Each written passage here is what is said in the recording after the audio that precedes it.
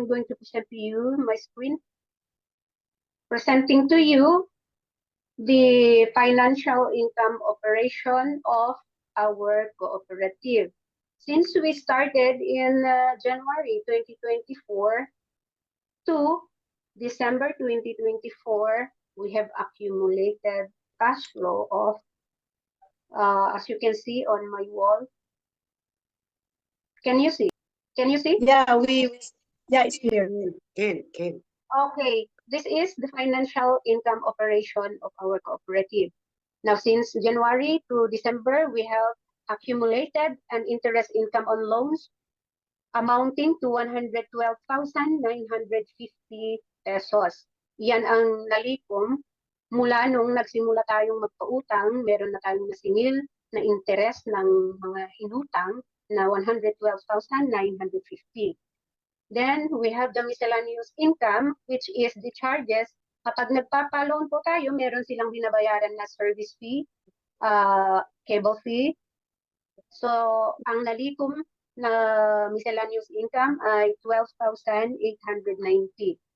We have the MAHAV savings. The MAHAV, which other members have opted to pay, nagbabayad lang sila ng 100 pesos, ranges to 15,900 as of December.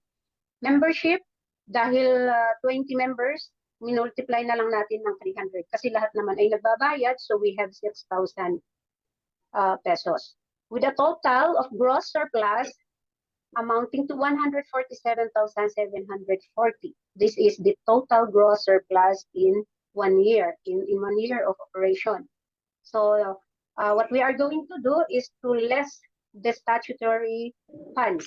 Okay, so the total gross surplus less the statutory, which is the number one. We have the reserve fund. 10% of the reserve fund, I mean to say 10% of 147,740 is 14,774. Then we have the MAHAV, which is 12%. 12% of 147,740 is 17,728.18. These are the ones we are going to deposit in our account, LMOFC account. So the net surplus after deducting this, we have 115,237.2. Then less the administrative cost, which is 15,237.2. The remains for IOC and PR is 100,000 pesos. Ang 100,000 pesos is the one we are going to distribute it to members. Naintindihan nyo ba? Can you follow? Hello, are you with me? We are here. Okay, the remains of interest. Okay, the remains of interest on share capital o IOC and patronage refund is this: 60% ay mapupunta sa interest on share capital and 40% mapupunta sa patronage refund. So 60% of 100 is 60,000, accept. And 40% of 100 is 40,000. And after computing all, say average share month ng mga members, individual members, i-divide natin yon sa 60.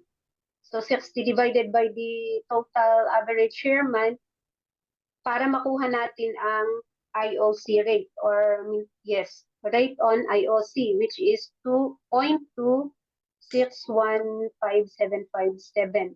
And likewise, with the 40% divided by the overall total of patronage refund to get the patronage rate, the rate on patronage refund, which is 0.7162041.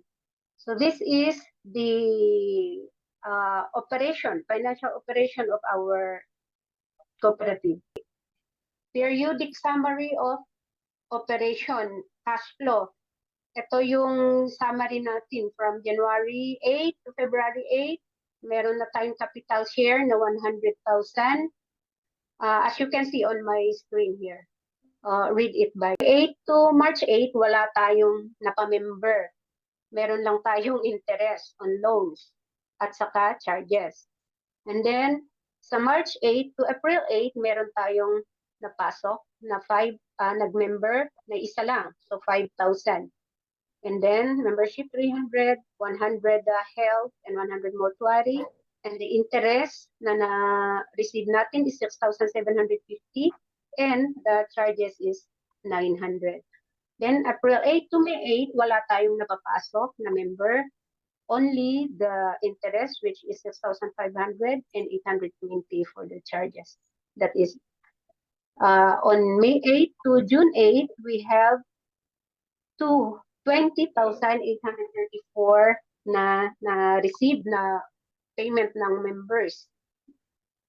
So membership fee of 600, health aid 700, and mortuary 700. We have the income on loan, which is 7,400 and 1,230 sa charges naman.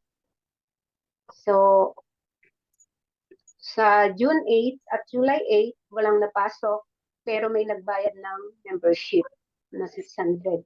Then we have the interest income on loan, 12,750, and charges na 840. From August 8 to July 8 to August 8 naman ay meron tayong napasok. So may share capital na na-receive natin is 5,300 and 300 na membership. Interest on loans is 8,400 and 824 from the charges income on loan. Then we have August 8 to September 8, meron tayong na-receive na 80,500 na share capital. Tapos membership na 900, interest on loan na 8,400 and charges na 1,250. September 8 to October 8, meron tayong na-receive na 15,500 na capital share. Meron din na 300 membership, 100 health aid, 100 na mortuary, and 11,000 interest income on loans, and 1,770 na charges. Then, October 8 to November 8, meron tayong na-receive na 29,590 na capital share, 300 na membership, 600 na health aid, and 600 na mortuary aid. Interest income on loan, 12,250 and 920 na charges. November 8 to December 8, meron na tayong na-receive na capital share na 63,000.